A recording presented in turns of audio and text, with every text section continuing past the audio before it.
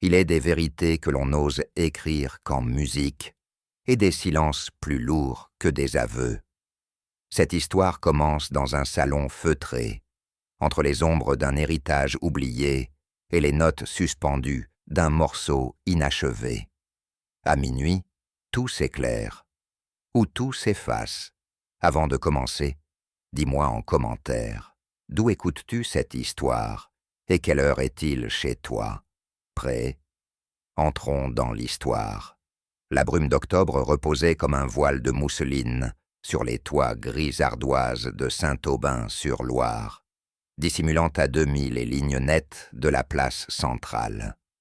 Hercule Poirot descendit de la calèche qu'il avait conduit depuis la petite gare, son pardessus impeccablement brossé, malgré l'humidité qui perlait dans l'air. Il marqua une pause, considérant avec une satisfaction discrète la symétrie charmante de ce bourg ancien, où les bancs de pierre répondaient aux tilleuls centenaires, et où la mairie, flanquée de ses 2 lanternes éteintes, offrait une façade d'une rigueur presque belge. Cela lui plaisait. Mais c'était surtout la maison qui attira son regard, maison Vauquelin. Ainsi s'appelait le manoir qu'il devait occuper pour quelques jours de repos bien mérités. De loin, elle paraissait austère, retirée derrière une grille de fer forgé. Plus près, elle imposait un silence particulier, celui des lieux où la musique a été jouée, puis arrêtée trop brusquement. L'élégance de ces lignes n'était pas entamée par les ans, mais une forme d'abstention pesait sur ces murs, comme si quelque chose s'était tu volontairement. Poirot, sans mot d'air, enregistra cela. Il se redressa légèrement, redressa une ultime fois le pli de son pantalon et franchit le seuil. Le vestibule était sombre, mais d'une propreté sans faille. L'odeur de cire chaude et de bois ancien planait comme un souvenir persistant. Au fond du couloir, un tapis oriental atténuait les pas, mais c'était surtout le silence qui frappa Poirot. Pas un éclat de voix, pas même le cliquetis de vaisselle qu'on s'attendrait à entendre dans une maison habitée. Seul un courant d'air tiède portait de temps à autre le soupir d'une note éteinte, sans origine. La femme qui vint à sa rencontre n'était ni jeune, ni vieille, mais semblait faite d'une forme de discrétion incarnée. Elle portait un tablier repassé et un chignon d'infirmière, et sa voix, lorsqu'elle parla, n'était qu'une brume légère entre les syllabes. « Monsieur Poirot, soyez le bienvenu. Madame vous attend demain pour le thé. » Poirot la remercia avec douceur, mais nota aussitôt ce qu'elle n'avait pas dit. Elle n'avait mentionné ni la maison, ni les autres pensionnaires, ni même son propre nom. Elle se contenta de l'accompagner jusqu'à l'escalier, mains croisées devant elle, le regard évitant les portraits accrochés au mur, comme s'ils étaient capables de réprimander les vivants. La chambre était modeste, mais bien tenue. Les rideaux de lin filtraient une lumière laiteuse, et le lit de chêne massif semblait avoir été préparé avec un soin maniaque. Poirot s'approcha de la fenêtre, jeta un coup d'œil sur la cour intérieure, puis, sans ouate, se déchaussa avec méthode. Mais ce fut, en retirant sa veste, qu'il l'entendit. Un tic-tac régulier venu du couloir. Il ouvrit doucement la porte. Le bruit provenait d'une grande horloge, imposante, sculptée dans le noyer, qui battait les secondes avec une régularité presque solennelle. Ce son, anodin pour d'autres, réveilla chez lui une sensation ancienne.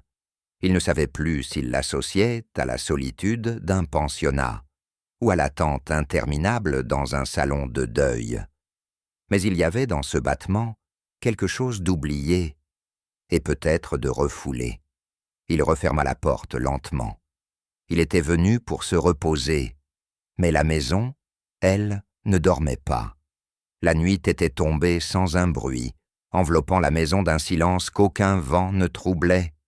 Poirot s'était endormi sans peine, son horloge de poche déposée sur la table de chevet. Mais lorsqu'un do grave, doux et solennel se fit entendre, il rouvrit les yeux. Il resta allongé quelques instants, le cœur étrangement calme. La mélodie montait lentement dans l'air, filait à travers les interstices du plancher et se lovait autour de lui, avec une précision troublante. C'était une nocturne de Chopin. Il en était certain, mais jouée avec une intensité presque douloureuse. Chaque note semblait surgir d'un souvenir enfoui, comme si l'interprète ne jouait pas pour être entendu, mais pour se souvenir. Poirot se leva, enroula son châle autour de ses épaules et resta debout près de la porte. Il ne descendit pas. Il savait reconnaître les instants où il fallait écouter sans intervenir. Puis, tout aussi soudainement, la musique cessa. Aucun accord final, aucun grincement de banc, juste un silence, parfaitement pur. Il consulta sa montre. Minuit, exactement. Au matin, Poirot descendit dans le salon, l'esprit encore habité par la douceur désespérée de la veille. Le ciel était bas, et les couloirs semblaient s'être refermés sur eux-mêmes. Il attendit que la gouvernante réapparaisse pour lui adresser, d'un ton léger, « Dites-moi, mademoiselle, qui jouait du piano cette nuit ?» Elle le fixa un instant, comme prise au piège d'une énigme qu'elle n'osait résoudre. « Personne, monsieur. Le salon reste fermé à clé la nuit. C'est la volonté de madame. » Elle lui montra le trousseau qu'elle portait à la ceinture. Toutes les clés étaient là, y compris celle du salon. Poirot demanda s'il pouvait voir la pièce. Elle acquiesça avec hésitation. Lorsqu'il pénétra dans le salon, une odeur persistante de vernis et de papier ancien flottait dans l'air. Le piano, un Pleyel noir, trônait au centre, parfaitement fermé. Rien ne trahissait un usage récent. Aucun tabouret déplacé, aucun feuillet mal rangé. Personne, vous dites, répéta-t-il doucement. Elle baissa les yeux. Les autres membres du personnel interrogés ensuite furent unanimes. Rien n'avait été joué. Mais Poirot, lui, savait que parfois, c'est le mensonge collectif qui révèle la peur la plus intime. Il resta seul dans le salon, devant le piano muet. Sa main effleura le couvercle lustré, puis s'arrêta sur le banc, vide, lui aussi. Il ne cherchait pas de traces, ni de marques visibles. Ce qu'il guettait, c'était l'absence de trouble, la perfection suspecte des lieux figés, un piano dans une maison de musiciens, condamné à se taire, une composition jouée sans témoin, ni trace, ni interprète revendiqué. Non, cela ne convenait pas aux lois de la logique, ni à celles de la psychologie humaine. Poirot pencha légèrement la tête, ses doigts joints devant lui. Voilà une maison qui a choisi le silence, mais qui cache une mémoire musicale. Ses petites cellules grises frémirent. Il ne tenait pas encore les faits, mais déjà, la dissonance s'installait. Et pour Hercule Poirot, c'est toujours là que naît le véritable mystère. Le lendemain matin, Poirot s'installa dans le grand salon pour y prendre son café. Une table avait été dressée avec soin, nappée de blanc, et ornée d'un unique vase contenant une rose d'automne. Le silence, encore, pesait. Mais ce fut, en levant les yeux, qu'il perçut ce détail qui ne pouvait appartenir au hasard. Un grand cadre, recouvert d'un drap noir, trônait au mur principal, dominant la pièce sans dire son nom. Tout, dans son positionnement, évoquait un objet de fierté ou de deuil. Le tissu était tendu avec rigueur, sans un pli, comme si son opacité même était une injonction à ne pas regarder plus loin. Il ne s'agissait pas d'un oubli, il s'agissait d'un effacement volontaire. Poirot sirota son café, l'esprit en alerte. Ce cadre recouvert, silencieux et visible de tous, était plus parlant que n'importe quel portrait exposé. Il était comme une énigme suspendue dans l'air, une absence criante, maintenue sous contrôle. Et dans une maison où l'on taisait jusqu'à la musique, cette absence avait un poids que les murs portaient avec effort. Il ne fallut pas longtemps pour que l'on vînt chercher Poirot. Madame Héloïse Vauquelin souhaitait lui souhaiter la bienvenue. La maîtresse des lieux le reçut dans un petit boudoir, dont les tentures, aux motifs floraux, semblaient figées dans un autre temps. Grande, mince, d'un port altier, elle parlait avec cette autorité discrète que donne une éducation de l'ancien monde. Sa voix, bien que posée, portait une gravité que Poirot ne manqua pas de percevoir. « Monsieur Poirot, j'espère que cette maison saura vous offrir le calme que vous recherchez. Ici, nous avons nos traditions. Certaines choses ne changent pas, et d'autres, nous préférons ne pas les déranger. » Elle sourit brièvement, mais son regard s'était déjà détourné, comme si chaque mot la contraignait plus qu'il ne la libérait. Poirot inclina poliment la tête, notant ce qui n'était pas dit avec autant d'attention que ce qu'il était. Il mentionna la beauté silencieuse du salon. Elle répondit d'un simple « Le passé mérite parfois qu'on lui accorde un peu de silence ». Cette phrase, prononcée sans amertume, résonna en lui comme un code, une formule défensive soigneusement apprise. Il comprit alors que la mémoire, ici, obéissait à des règles précises. Ce fut en fin de matinée que Poirot, revenant sur ses pas dans le salon, aperçut pour la première fois Luc Morel assis au piano. Le jeune homme avait l'élégance nerveuse de ceux dont le génie devance la maturité. Ses épaules étaient voûtées d'une tension invisible et ses doigts, longs et fins, planaient au-dessus des touches sans les frôler, comme s'il craignait qu'un simple contact ne déclenche une cascade d'émotions incontrôlables. Poirot ne dit rien. Il observa.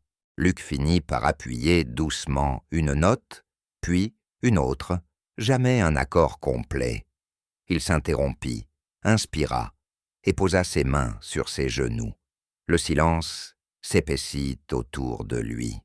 Poirot perçut alors non pas un manque de technique, mais un blocage intérieur, comme si le piano lui-même était devenu un territoire interdit. Ce n'était pas la peur de rater une note, c'était la peur de réveiller quelque chose. Lorsque Luc se redressa et croisa son regard, Poirot y lut une détresse contenue, mais aussi un refus farouche de se confier. Il reconnut ce mélange si particulier, le poids d'un passé qu'on n'a pas vécu, mais qu'on porte quand même. En sortant du salon, Poirot croisa dans le couloir une silhouette discrète en habit religieux, sœur Camille, la musicienne à la retraite qui dispensait encore quelques leçons aux enfants du village. Petite, sèche, au regard pénétrant, elle s'arrêta un instant en le saluant. « Monsieur Poirot, vous avez bien dormi, j'espère ?» Sa voix, douce et même maîtrisée, ne laissait rien deviner de ses pensées. Poirot répondit aimablement, puis détourna la conversation vers l'histoire musicale de la maison. Sœur Camille s'acquiesça, murmurant que tant de notes résonnent encore ici, même si personne ne les joue. Mais ce fut lorsqu'ils passèrent, devant le salon, que son regard se durcit imperceptiblement. Elle jeta un coup d'œil furtif vers le cadre voilé, puis détourna les yeux trop rapidement. Poirot remarqua ce battement de cils, ce tressaillement de mâchoire, une réaction minime, mais éloquente pour qui sait lire les silences défensifs.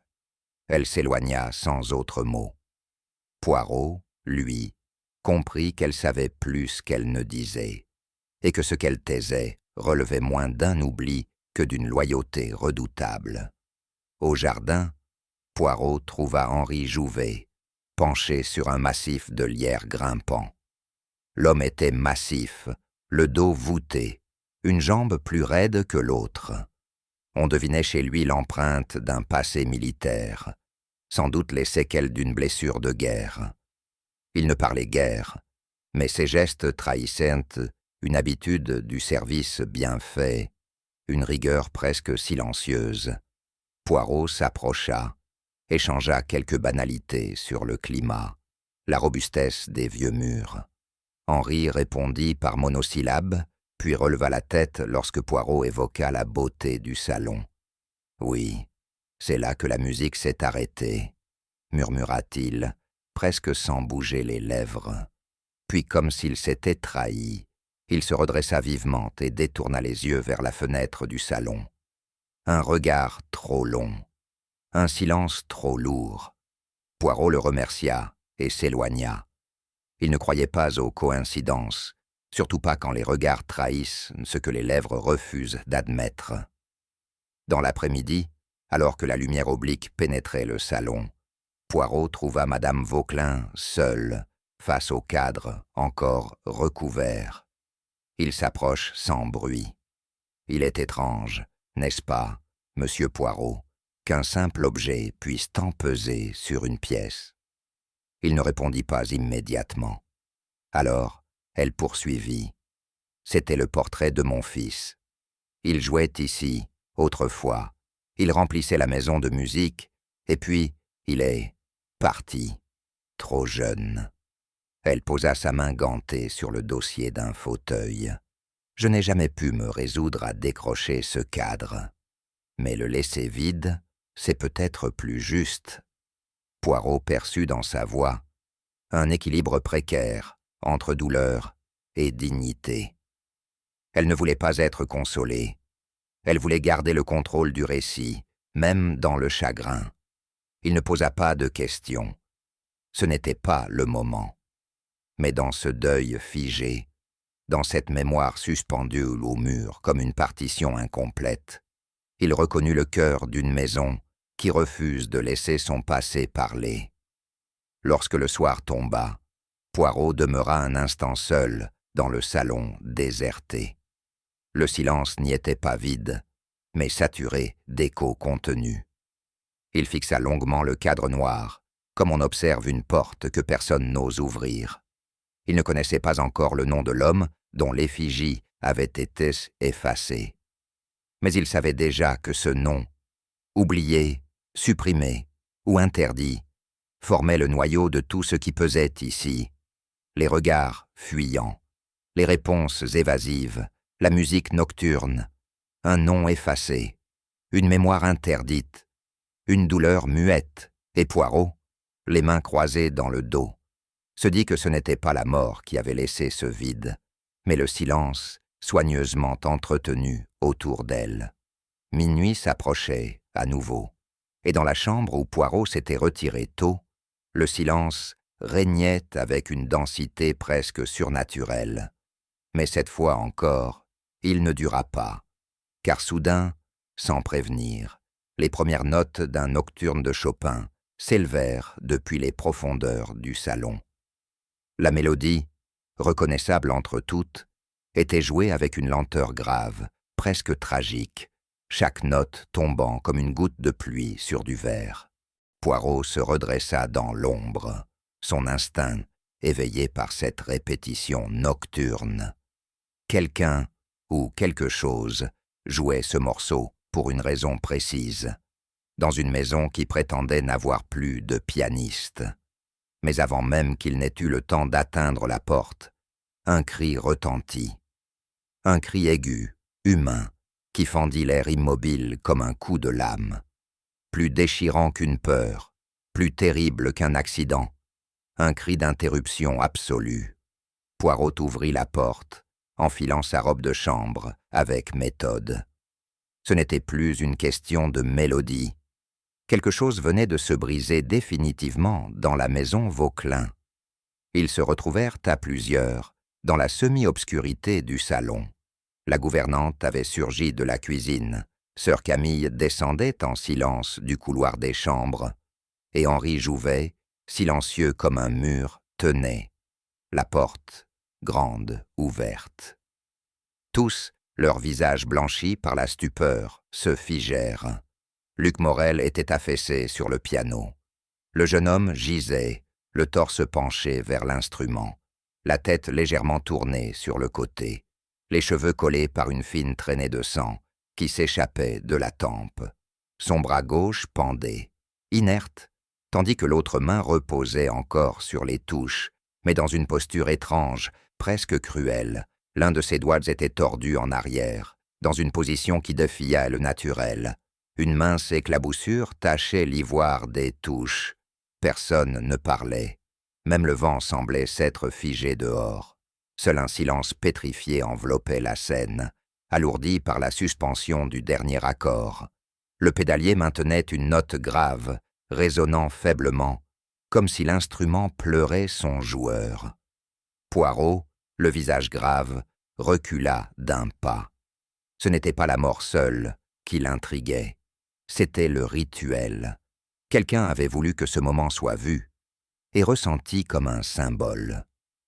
Alors que les autres s'agitaient, s'échangeaient des chuchotements nerveux ou détournaient le regard, Poirot, lui, avança lentement vers le piano. Son attention, comme aspirée, se fixa non pas sur le corps, mais sur un détail qu'aucun autre œil ne semblait avoir encore remarqué. Une plume noire, posée avec une précision presque cérémonielle sur le rebord du piano. Elle n'était pas tombée au hasard.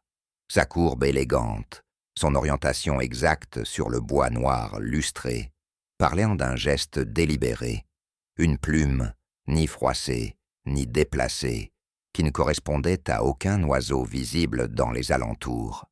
Trop raffinée pour être accidentelle, trop expressive pour être innocente. Poirot ne la toucha pas. Il l'examina comme on lit une phrase. Dans un contexte de musique, de silence et de dissimulation, cet objet n'était pas un indice banal, c'était un signal. Quelqu'un avait mis en scène non seulement un décès, mais un acte de théâtre muet, destiné à traduire une idée, la mort comme conclusion. Mais de quelle partition? Et pour quel spectateur? L'inspecteur Grégoire Leblanc arriva moins d'une heure plus tard, appelé par la gouvernante avec cette froideur résignée qui caractérise les maisons anciennes lorsqu'elles font face à la mort.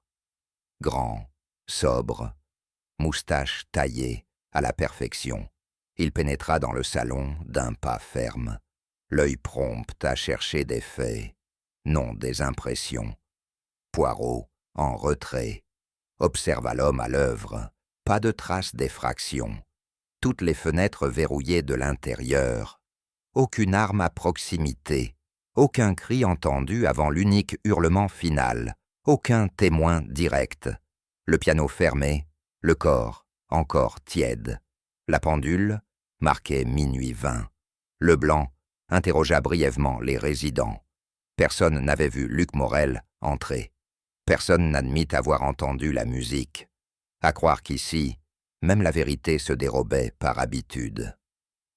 Rien d'anormal, hormis l'étrangeté de la mise en scène, conclut l'inspecteur en hochant la tête, sans détourner les yeux du cadavre. Poirot, mains croisées, le regard fixe, gardait le silence. Il savait que dans cette pièce où tout paraissait trop net, trop contenu, ce n'était pas l'absence d'armes qui comptait, mais la logique du geste. Ce fut avec l'assurance propre à son grade que Leblanc, après une brève consultation avec le médecin du village, déclara « Suicide probable. Le jeune homme souffrait visiblement de troubles nerveux. Il aura cédé à une crise de désespoir. » Poirot ne répondit pas. Il observait encore la main tordue, la posture inclinée du corps, la plume, le silence orchestré. Il écoutait la logique que d'autres m'avaient abandonnée trop vite. La fragilité émotionnelle, voilà l'explication, poursuivit l'inspecteur, satisfait de son raisonnement. La solitude, la pression artistique, un passé difficile, le tout combiné. Poirot baissa légèrement la tête, puis s'approcha à nouveau du piano. Le pédalier était toujours enfoncé, laissant vibrer en sourdine une basse persistante. Il posa un doigt dessus, le relâcha lentement. La note s'éteignit dans l'air comme une respiration suspendue. « Non », pensa-t-il. Ce n'était pas une improvisation tragique. C'était un dernier acte préparé, destiné à être découvert et interprété. Un suicide? Peut-être. Mais ce final, il avait été composé. Poirot resta seul un moment après le départ de Leblanc. La lumière avait changé. Le salon paraissait plus vaste, plus froid. Il s'approche lentement du corps de Luc, le regard désormais tourné non plus vers la victime, mais vers l'ensemble du tableau. Chaque élément avait été choisi, comme dans une œuvre. La musique, la posture, la plume, la note suspendue. Puis à voix basse, presque pour lui-même. C'est un final, oui, mais pas le sien. Car ce que Poirot discernait, avec cette intuition née des années passées à observer l'âme humaine, c'était que cette scène n'appartenait pas aux morts. Elle n'exprimait pas son désespoir, mais celui d'un autre, ou du moins sa volonté de contrôler le récit. Et dans ce salon silencieux, le vrai meurtrier n'était peut-être pas celui qui avait frappé, mais celui qui avait écrit la dernière note. Le lendemain, un silence plus profond, encore que d'ordinaire, enveloppait la maison Vauquelin.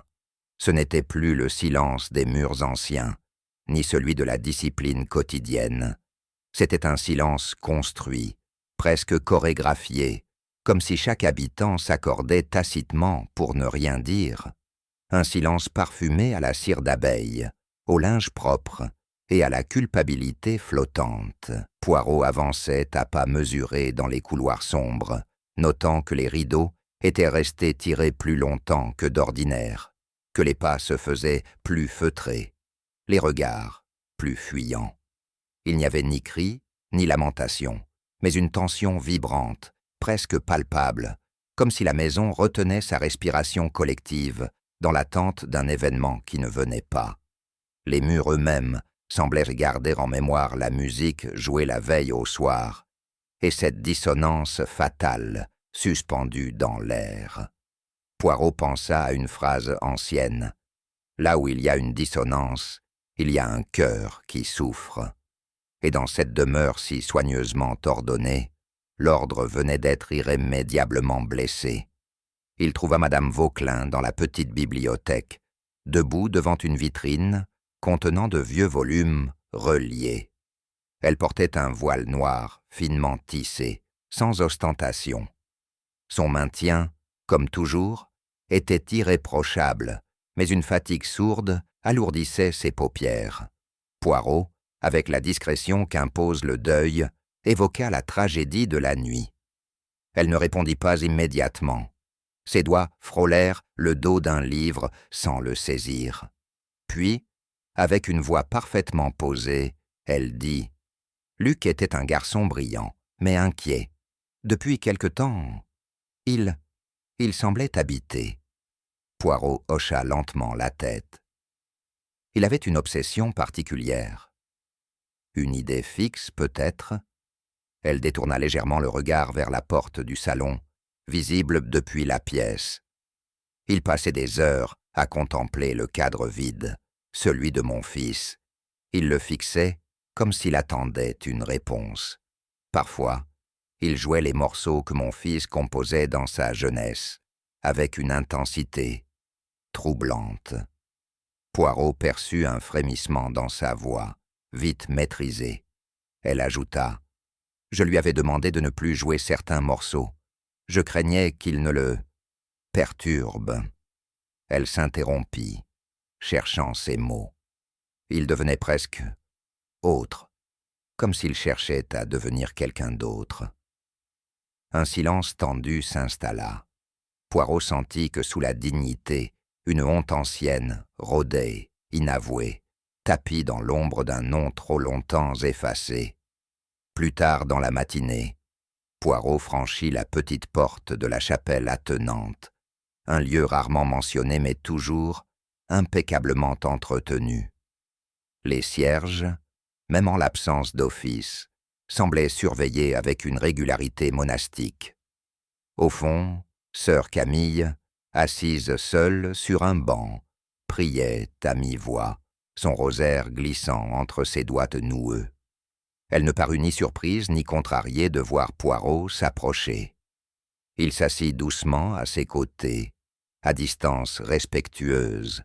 Pendant quelques instants, ils partagèrent un silence qui n'était ni vide ni hostile. Poirot parla enfin, d'une voix basse. Il avait quelque chose à se faire pardonner, n'est-ce pas? Elle ne répondit pas tout de suite. Puis, d'une voix presque murmurée, « Il m'a demandé pardon, en effet, quelques jours avant sa mort. Il était agité, presque, brisé. » Poirot ne dit rien.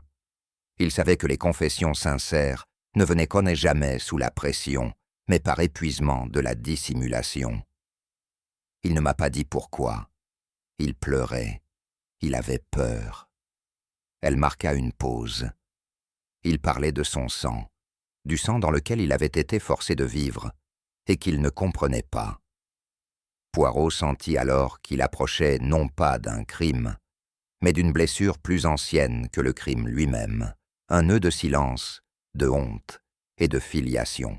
Plus tard, dans la journée, Poirot se rendit dans les jardins où Henri Jouvet s'activait à tailler les haies avec une régularité mécanique. Le vieux jardinier ne leva pas les yeux en entendant les passes du détective, mais ralentit imperceptiblement ses gestes, comme s'il acceptait tacitement la conversation à venir. « Le salon paraît bien vide depuis la nuit dernière », observa Poirot, d'un ton neutre. Henri, toujours penché sur son sécateur, répondit sans détour. « Il l'est depuis longtemps. » Puis après un silence plus long, « Les pianos, ils se souviennent ?» Poirot incline légèrement la tête. « Vraiment ?» Le jardinier reprit. « On croit que le bois vieillit, que le son se perd. Mais moi, j'ai toujours pensé qu'un piano, ça garde la mémoire de ce qu'on lui fait dire. Et parfois, quand les bonnes touches sont pressées, il rejoue ce qu'il n'a jamais oublié. Ce n'était pas une remarque technique. C'était une déclaration voilée, une mise en garde peut-être. » Poirot sentit dans cette réflexion plus qu'un simple effet poétique. Une réalité tue, un savoir ancien que l'on dissimule par pudeur ou par loyauté.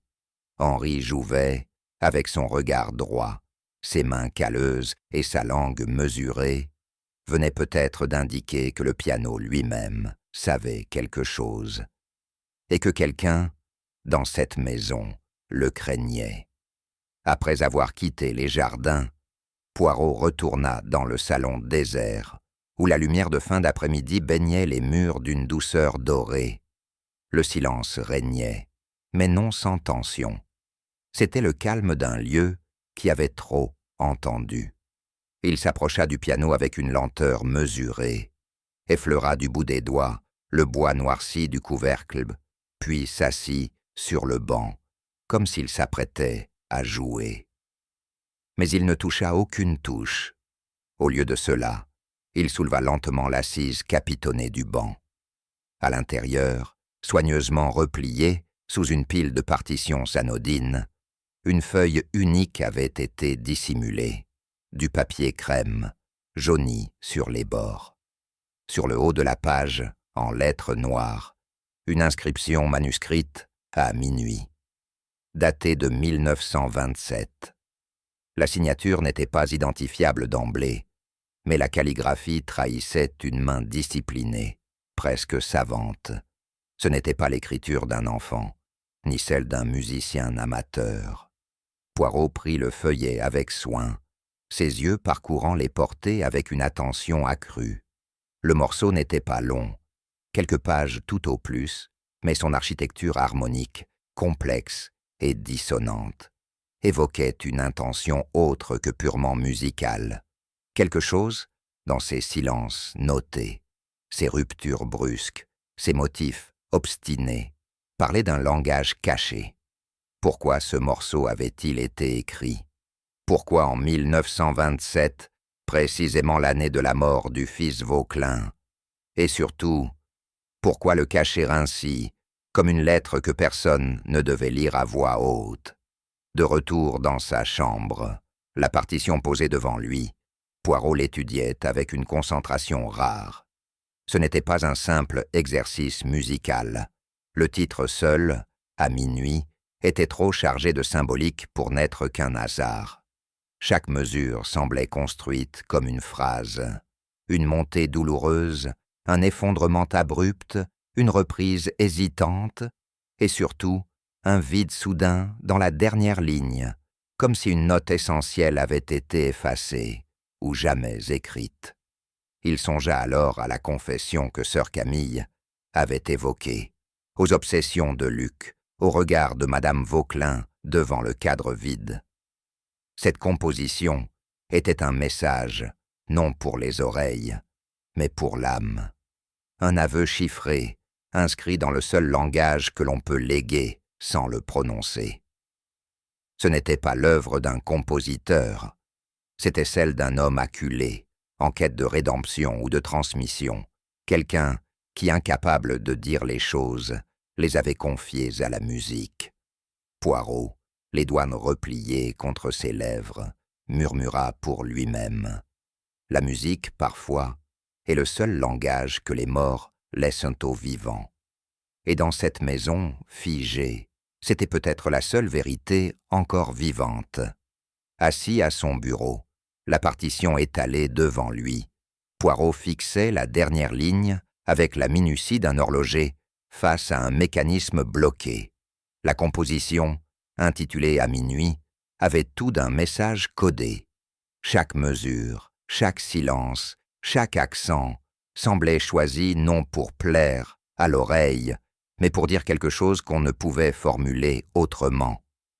Et pourtant, la dernière ligne s'arrêtait brusquement, non pas sur une résolution, mais sur une absence. Une note manquait, pas par oubli, mais comme si la phrase musicale avait volontairement été interrompue, suspendue dans le vide. Ce n'était pas un inachèvement négligent, c'était un geste délibéré, une fin laissée ouverte pour celui qui saurait comprendre. Poirot murmura « Une confession, inachevée ou trop douloureuse pour être achevée ?» Il savait que, dans certaines âmes tourmentées, le langage musical devient le seul refuge des vérités interdites. Et ici, cette vérité n'avait pas pu aller jusqu'au bout. Tandis qu'il refermait la partition avec précaution, Poirot songea à la figure tragique de Luc Morel. Tout, dans le comportement du jeune homme, ses silences, sa posture tendue, ses regards obsédés vers le cadre vide, indiquait non une pathologie mentale, mais un poids intérieur, quelque chose d'enfoui depuis trop longtemps. Luc n'était pas fou. Il était chargé d'un héritage invisible, contraint de vivre avec des fragments épars d'une non-histoire qu'il pressentait, mais qu'on lui avait refusé de raconter. Et comme tant d'âmes sensibles, il avait cherché refuge dans l'art, dans les sons, dans l'ordre caché des harmoniques, là où la vérité pouvait s'exprimer sans être censurée. Poirot comprenait ce mécanisme. Il l'avait vu chez d'autres, des individus fragiles non par faiblesse, mais par lucidité trop vive. Luc, à force de chercher des réponses dans les résonances de ce piano, avait fini par entrevoir quelque chose de grave, de personnel, de prohibé. Et au lieu de sombrer dans la folie, il avait tenté de recomposer son histoire, littéralement. Le lendemain, Poirot se rendit discrètement au presbytère de Saint-Aubin-sur-Loire. Le curé, un homme sec au regard pénétrant, le reçut avec une réserve courtoise. Les questions de M. Poirot portaient sur Luc Morel, et bien que le prêtre ait tenté d'abord de se retrancher derrière les limites du secret pastoral, le nom de l'ancien enfant de chœur, son passé effacé et sa mort brutale eurent raison de ses scrupules. Luc n'a jamais eu de véritable famille, dit-il en versant du thé dans une porcelaine modeste. Il est arrivé ici après un incendie. Ses papiers avaient disparu. Il n'avait ni père ni mère connus. On lui a donné un nom, un toit. Poirot fronça les sourcils. Un incendie, dites-vous? Le prêtre acquiesça. Un feu discret, mais bien réel. La maison appartenait à une veuve installée à la campagne. La servante a péri, mais un enfant a survécu. L'Église s'est occupée de lui. Il est devenu Luc Morel. Poirot remercia le prêtre d'un ton sobre, puis s'éloigna dans l'air frais. L'histoire s'assemblait lentement, pièce par pièce. Derrière Luc, il y avait une disparition soigneusement orchestrée. Et dans cette disparition, la honte d'un nom qu'on n'avait jamais voulu reconnaître. Lorsque Poirot retourna voir sœur Camille ce soir-là, il n'avait plus besoin de questions ouvertes. Il se tenait devant elle avec la partition à la main, son regard fixe, mais sans dureté. Elle comprit aussitôt. « Vous savez, » dit-elle simplement. Il acquiesça, puis, d'une voix douce, « Mais ce n'est pas à moi qu'il fallait le dire, c'était à lui. » Sœur Camille se leva lentement de sa chaise, posa les mains sur le dossier, puis chancela légèrement avant de se rasseoir. Elle regarda longuement la croix accrochée au mur, et enfin, elle parla. C'était un garçon illégitime, le fils de l'aîné de Madame Vauquelin. Une histoire honteuse. Il avait aimé une domestique. On l'a fait partir. Elle était enceinte. Il l'a su trop tard. Il s'est donné la mort. Poirot resta silencieux. L'enfant a survécu. L'Église l'a pris sous son aile. Et moi, j'ai su. Je n'ai rien dit. Pour la réputation, pour le nom, pour l'équilibre de Madame. Sa voix se brisa. Et lui, il vivait ici, sans savoir qu'il était né entre ces murs. Il cherchait son visage dans le cadre vide. Il jouait ce que son père avait écrit. Il comprenait, sans comprendre. Elle éclata enfin en sanglots. Pas des pleurs hystériques, mais un effondrement lent et épuisé, celui d'une femme pieuse qui avait porté un mensonge comme on porte d'une croix. Seul à nouveau, Poirot se tenait dans le salon obscur. Devant lui, le piano refermé et le cadre toujours vide.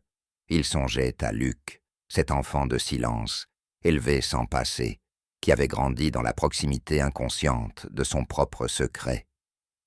Le jeune homme avait cherché son reflet dans les notes, dans les silences, dans les regards détournés. Il avait interrogé la maison sans le savoir. Et la maison avait répondu par des non-dits, des interdits, des fragments. Mais la musique, elle, n'oublie rien. Et dans les entrelacs mélodiques d'un morceau daté de 1927, Luc avait enfin reconnu quelque chose d'irrémédiablement sien, son sang, son origine, son père. Mais au moment même où il s'apprêtait à dire ce que la musique lui avait soufflé, une main avait décidé que ce chant devait rester suspendu. Un nom, une lignée, une honte. Et au centre, un enfant que l'on n'a jamais voulu, mais que le destin avait ramené à l'endroit exact où il avait été nié. Poirot tenait entre ses doigts gantés la plume noire retrouvée sur le piano.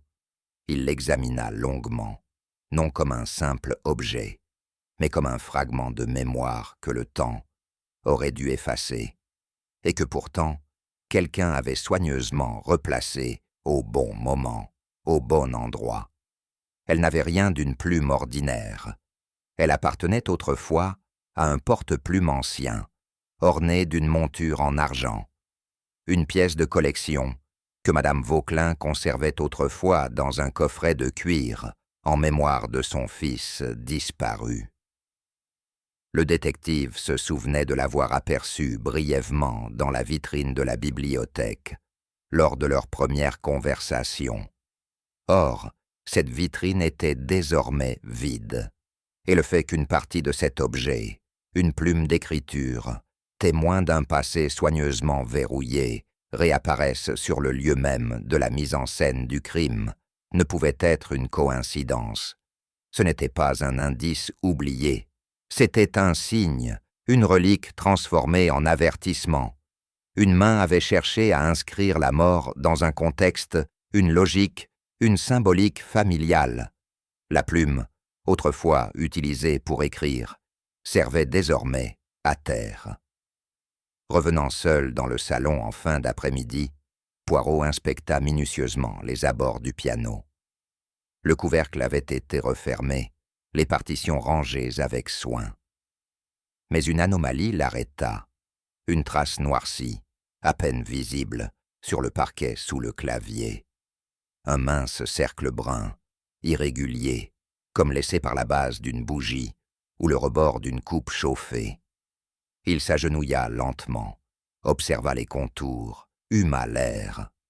Il y avait là l'odeur persistante d'un papier brûlé, mêlée à celle plus sèche du bois ancien. Rien de spectaculaire, mais suffisant pour éveiller l'esprit méthodique du détective. Un acte discret, mais résolu. Un acte de destruction. Quelqu'un avait voulu éliminer quelque chose, ici, dans ce lieu chargé de silence. Et il l'avait fait près du cœur même de la maison, à l'endroit exact où tout résonne. Ce n'était pas l'urgence du feu, c'était le soin du secret. Poirot, les lèvres pincées, se redressa lentement. Il ne restait presque rien, mais c'était précisément ce rien qui parlait le plus. La trace, à elle seule, ne prouvait pas ce qui avait été détruit. Mais dans l'esprit de Poirot, les faits commençaient à s'assembler. Le morceau, à minuit, la plume du fils défunt, le silence de Madame Vauquelin, la nervosité de sœur Camille, et maintenant cette brûlure discrète. Quelqu'un avait tenté d'éteindre une vérité rendue visible par Luc, ou plutôt audible. Et s'il ne s'agissait pas uniquement de la partition, alors peut-être Luc avait-il rédigé une lettre ou une copie commentée de la composition. Un document, un nom, une phrase trop claire, un mot de trop. Poirot songeait à la dernière mesure du morceau, interrompu, vide. Et si ce silence final ne venait pas de l'auteur originel, mais de celui qui voulait effacer son aveu, détruire une feuille, une trace, une musique, c'est plus simple que de détruire une voix, mais c'est aussi plus fragile, car dans cette maison, tout ce qui avait été tu avait laissé des cendres. Poirot s'assit face au piano. Il ne joua pas, mais relut la partition avec l'attention d'un linguiste déchiffrant un texte sacré, les motifs répétés, les dissonances insistantes, l'absence volontaire d'une résolution. Tout parlait d'un esprit tourmenté, mais rigoureux. Le compositeur de « À minuit » n'était pas un jeune prodige. C'était un homme mûr, rongé par un remords qu'il ne pouvait exprimer autrement qu'en notes. Il revit la date inscrite en haut, 1927, l'année de la mort du fils Vauquelin, une mort officiellement attribuée à une infection pulmonaire, mais qui, désormais, portait la marque d'un suicide déguisé. Le morceau n'était pas un hommage, c'était un testament, une confession adressée à un fils qu'il n'avait jamais vu, un legs musical dissimulé au cœur d'une maison qui refusait d'écouter. Luc avait trouvé cette partition, l'avait comprise, ou du moins ressentie. Il avait entendu, dans le non-dit harmonique, le récit d'un homme acculé. Il avait reconnu, au fil des mesures, l'écho de sa propre histoire, et dans cette reconnaissance, il avait franchi un seuil, celui qui menace ceux qui cherchent trop longtemps dans les silences des autres. Tout s'éclairait désormais. Luc n'était pas mort pour ce qu'il savait, mais pour ce qu'il s'apprêtait à révéler. Il avait découvert que la musique qu'il jouait, encore et encore, n'était pas seulement belle, elle lui appartenait. Elle était son origine, son identité, sa blessure cachée. Le fils de Madame Vauquelin, en composant à minuit, avait laissé un code affectif à l'enfant dont il n'avait jamais pu prononcer le nom. Et Luc, avec ses doigts tremblants, son regard hanté, avait recomposé ce code jusqu'à en percer la clé. Mais en ce faisant, il avait brisé le mur que d'autres avaient passé 20 ans à ériger. Quelqu'un, dans cette maison, avait compris qu'il était trop tard, que Luc allait parler, qu'il allait prononcer des mots, nom, filiation, vérité, que l'on n'avait jamais tolérés ici. Et alors, il avait fallu l'arrêter, pas par haine, par peur, peur du scandale, peur du nom, peur de la honte. Un crime, non pas pour se venger, mais pour préserver une illusion. Luc n'avait pas été tué pour ses erreurs, il avait été tué pour la vérité d'un autre. La nuit tomba sur Maison Vauquelin. Un silence épais s'installa, mais cette fois, il n'était plus respecté. Il était suspendu dans l'attente. Poirot, vêtu avec soin, s'était entretenu avec chacun des membres du foyer. Il ne leur avait pas donné d'explication, seulement une convocation. Demain, à 10 heures précises, tous devraient être présents dans le salon. Il demanda que le piano soit ouvert, que la partition à minuit soit posée sur le pupitre, et que personne ne s'absente. Ce serait là, dans cette pièce empreinte de musique et de mort, que les derniers silences seraient brisés. Ce ne serait pas un procès, ce serait une mise en ordre, une restitution, une révélation. Poirot, seul dans l'obscurité, regarda le clavier noir et blanc comme un damier entre deux vérités. Le moment était venu, non pas de punir, mais de comprendre ce qui a été fait et pourquoi. Le matin était vif et clair, contrastant presque cruellement avec la gravité qui pesait sur la maison. À 9 heures précises, Poirot, en personne, fit disposer les fauteuils dans le grand salon, non au hasard, mais selon un ordre très précis, presque théâtral. Chaque siège orienté vers le piano, objet central du mystère, du souvenir, et bientôt de la vérité. Ce n'était pas la vanité d'un homme en quête d'effets, c'était la rigueur d'un esprit pour qui la forme, le rythme et la disposition des choses contribuent à la clarté morale.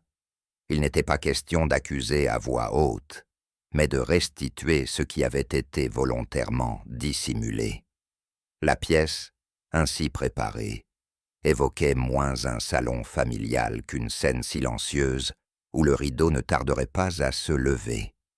Les rideaux avaient été tirés juste assez pour laisser entrer une lumière douce, et la partition, à minuit, était posée sur le pupitre, comme un acteur principal muet. Poirot, droit, calme, observait les visages. Chacun allait entendre, non une musique, mais une vérité longue à écrire, et plus longue encore à accepter. Il ne restait plus qu'à accorder les consciences. Quand tous furent unis, Poirot prit la parole sans solennité excessive, mais avec cette fermeté douce qui ne laisse place ni au doute ni à l'esquive. Il parle du fils de Madame Vauquelin, mort trop jeune, et longtemps pleuré comme une victime du destin. Mais ce que l'on avait nommé fièvre, affaiblissement ou infection, n'était en réalité qu'un nom commode pour une mort choisie.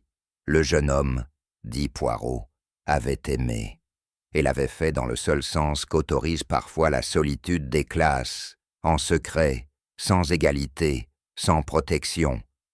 La jeune femme qu'il aimait était une domestique. Elle portait son enfant, et elle est morte seule dans une chambre sans soins, sans aveu, sans adieu. La honte, dit-il lentement, peut être un poison plus lent que le cyanure et plus fréquent. Ce fils ne fut pas courageux, il fut terrassé par la lâcheté du remords, et dans cette grande maison où l'on taisait les fautes, il choisit de se taire à jamais, par sa propre main. Le secret fut étouffé, non par méchanceté, mais par peur du désordre que provoque la vérité. Madame Vauquelin, droite et pâle, ne protesta pas. Son silence n'était plus celui du refus, mais de l'épuisement, car elle avait tout su et avait tout laissé enterrer. Poirot tourna alors doucement son regard vers le piano. Il évoqua à minuit, non comme un simple morceau, mais comme une lettre sans timbre, un aveu écrit dans la langue des âmes qui ne peuvent plus parler. Le morceau, expliqua-t-il, n'était pas un caprice de musicien. C'était une architecture d'aveux, dont les dissonances, les silences et les modulations portaient en eux une filiation cachée. Luc n'avait pas été élevé comme un héritier. Il avait été adopté, caché, marginalisé. Mais la musique l'avait guidé. C'est elle qui lui avait murmuré qu'il appartenait à cette maison bien plus que certains ne l'auraient voulu. Il avait lu, dans le chant nocturne de ce morceau, les résonances d'un sang non reconnu. La partition marquée de la main du défunt n'était pas destinée au monde. Elle attendait le moment où l'enfant devenu homme saurait l'entendre. C'était un message, dit Poirot doucement, non pour les oreilles, mais pour l'âme. Une manière de dire « je t'ai renié vivant, mais voici ton nom dans la musique. Écoute, et tu sauras. » Le regard du détective s'attarda sur chacun, car désormais, il ne s'agissait plus de comprendre qui avait tué Luc, mais ce que l'on avait voulu qu'il ignore. Poirot raconta alors ce que Luc avait découvert, par des fragments, par des silences pesants, par l'intuition douloureuse que seule la musique sait faire naître. Il avait compris, peu à peu, que sa vie n'était pas un hasard, qu'un fil l'unissait à cette maison, non pas comme serviteur, mais comme héritier d'un passé tu. Et dans sa candeur blessée, il avait osé espérer qu'un jour, les silences deviendraient paroles, que son nom serait reconnu, que la honte se transformerait en réparation. Il avait attendu le bon moment. Ce fut un soir calme, alors que Madame Vauquelin, assise dans le petit salon, regardait les ombres du jardin s'allonger. Il s'était approché, tenant dans les mains la partition qu'il avait recopiée. Il ne demanda rien. Il dit simplement « Je sais ». Mais ce mot-là, murmura Poirot, ne trouva pas de réponse. Madame Vauquelin détourna les yeux. Elle ne cria pas, ne pleura pas. Elle se referma, comme on ferme à double tour, une porte que l'on n'ouvrira plus. Le passé n'existait pas. La faute n'avait jamais eu lieu. Le garçon devant elle n'était qu'un jeune homme perdu dans ses rêveries. Et Luc, avec une douceur infinie, insista.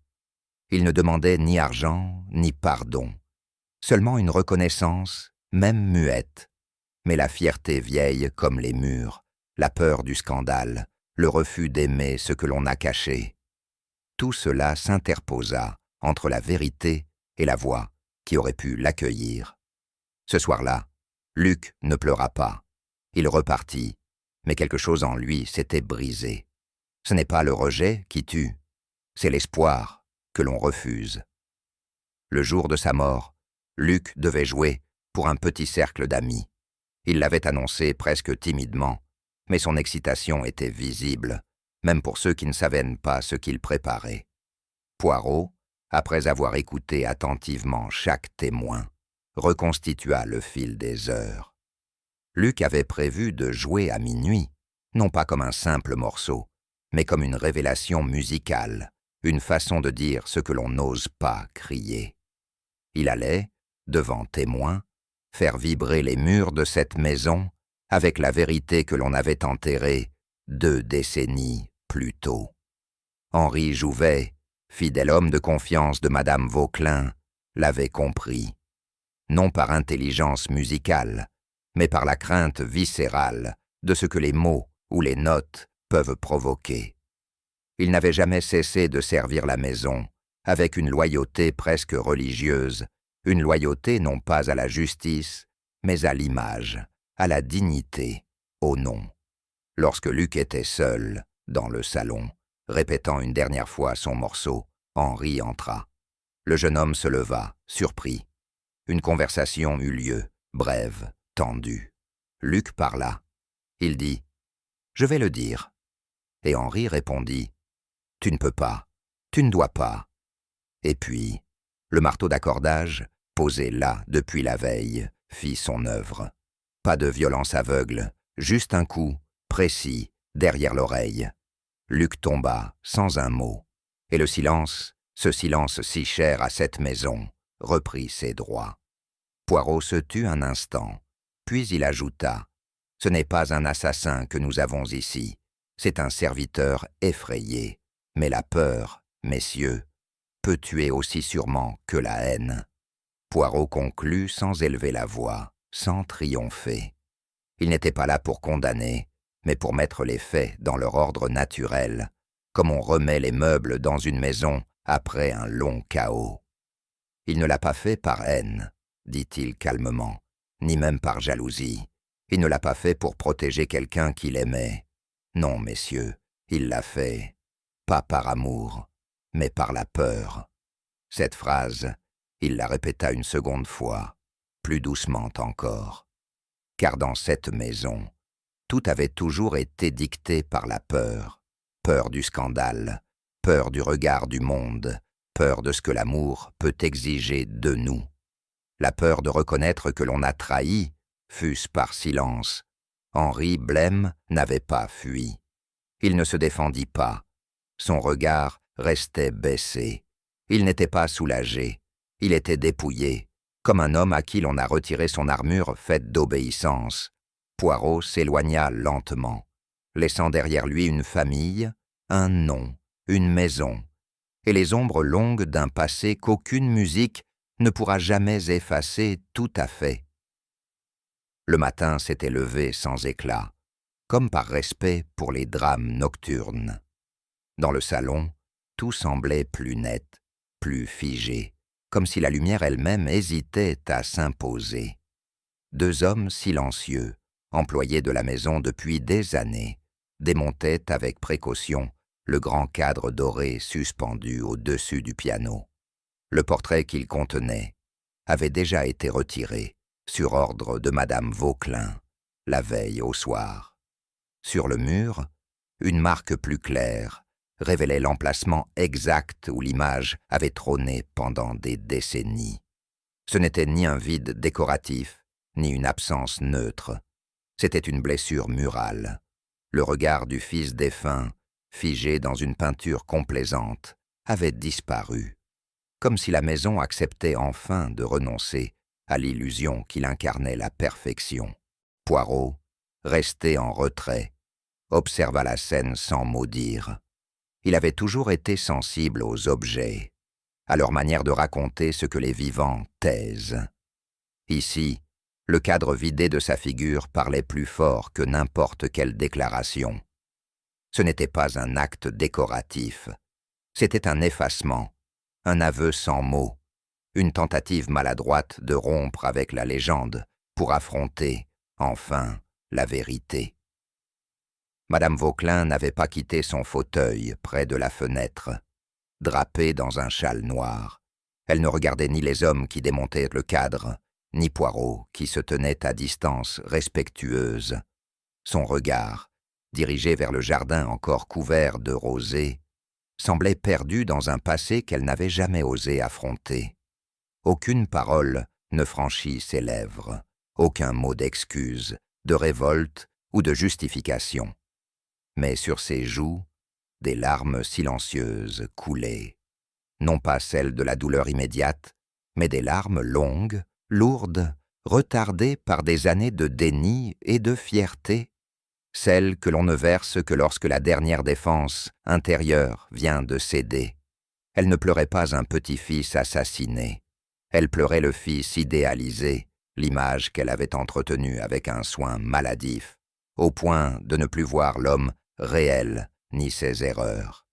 Et surtout, elle pleurait le garçon discret qu'elle avait croisé sans jamais le regarder. Luc, ce nom qui désormais résonnait autrement. Poirot ne s'approcha pas. Il n'y avait rien à dire. Les aveux les plus profonds, il le savait, ne prennent parfois que la forme d'un silence habité. Et dans ce salon vidé de son portrait, c'était une mère qui, sans un mot, reconnaissait tout ce qu'elle n'avait pas su aimer. Un peu plus tard, Poirot rejoignit l'inspecteur Leblanc dans la bibliothèque. Ce dernier, dossier en main, parcourait les derniers détails du rapport qu'il devait transmettre à ses supérieurs. Le ton était neutre, les faits rigoureux. Décès de Luc Jouvenel par traumatisme crânien, mobile identifié, auteur présumé coopératif, confession attendue. Ce sera classé, dit Leblanc d'une voix posée. Meurtre avec circonstances atténuantes. Il ne fera sans doute pas longtemps. Poirot hocha lentement la tête, puis répondit, presque avec douceur. Il faut bien que la justice des hommes classe, c'est son rôle. Mais parfois, mon ami, ce qui est clos sur le papier reste béant dans le cœur. Leblanc, pragmatique, ne répondit pas. Il n'aimait pas ces zones grises où Poirot se plaisait à réfléchir. Pourtant, il comprenait. Le crime était élucidé, mais les blessures, elles, ne seraient jamais réparées par un procès. « Vous ferez votre rapport, bien sûr », conclut Poirot en se levant. « Mais n'oubliez pas ceci. Il y a des vérités que l'on ne consigne pas dans un dossier, seulement dans la mémoire des vivants. » De retour dans le salon, désormais désert, Poirot s'arrêta face au piano. Il n'y avait plus de partition sur le pupitre, plus de chaises tirées. L'air même semblait figé, suspendu comme les dernières notes d'un morceau interrompu. Il s'approche lentement, effleurant le bois noirci par les ans. Il songea à Luc, à ses mains fines, à son regard fuyant mais lumineux.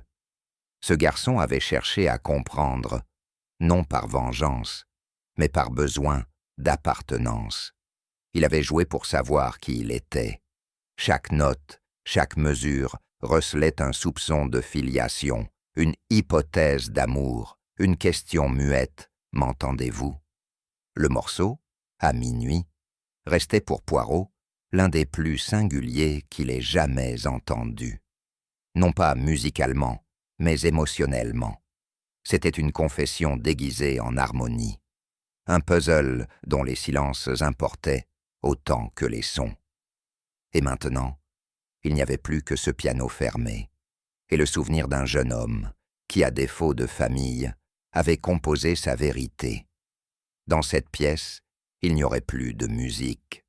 Mais dans le cœur de celui qui sait écouter, certaines mélodies continuent de vibrer, même lorsque le silence les a recouvertes. Poirot se tourna vers la fenêtre. Le ciel, sans éclat, restait couvert d'un voile pâle. Il murmura, comme pour lui-même, mais assez fort pour que le silence lui réponde. « La justice, mon ami, n'est pas toujours un verdict. Parfois, c'est la note qu'on ne joue pas. » Il ne s'agissait pas d'un regret, ni d'un reproche, plutôt d'un constat, issu de longues années à observer les âmes humaines. Certains hommes tuent avec des armes, d'autres avec des silences.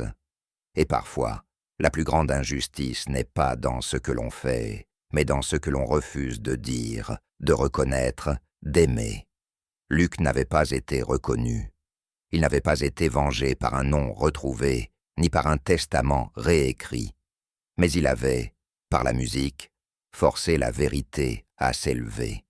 Et cette vérité, même si elle n'a pas été criée, a été entendue. Poirot ferma lentement les mains sur ses gants. Le piano restait muet. Mais dans ce silence, il y avait une réponse. Et cela, pour lui, valait tous les verdicts du monde. Il arrive que les silences laissent plus de traces que les cris, et qu'une note absente révèle bien plus qu'un discours entier. Et vous, auriez-vous su entendre ce que personne n'osait dire à voix haute? Si cette histoire vous a touché, aimez-la, partagez-la, et dites-nous en commentaire ce que vous auriez fait à la place de Poirot. Abonnez-vous pour ne rien manquer des mystères à venir. Parfois, c'est dans la dernière mesure, inachevée, que se cache toute la vérité du cœur.